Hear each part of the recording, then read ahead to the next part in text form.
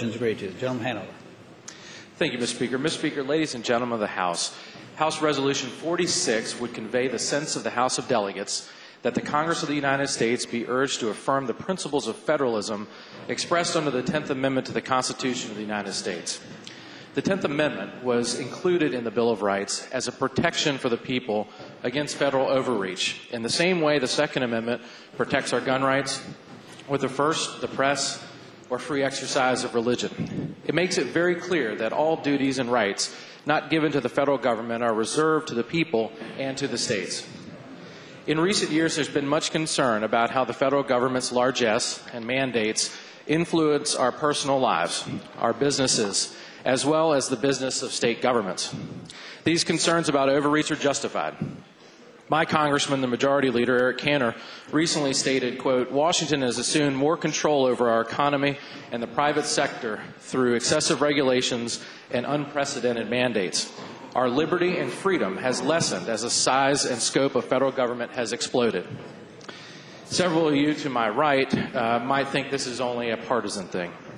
I'm willing to acknowledge here that there's been equal opportunity overreach at the federal level over the past few decades. It is not solely limited also to recent congressional actions on stimulus, the nationalized student loan program, or government overhauls of industry, including an auto bailout. In fact, there are specific examples of further regulatory concern addressed in the memorializing resolutions on the calendar today, and they include potential net neutrality regulation at the FCC, among others. Please note that these subsequent resolutions were supported unanimously in committee by both sides of the aisle.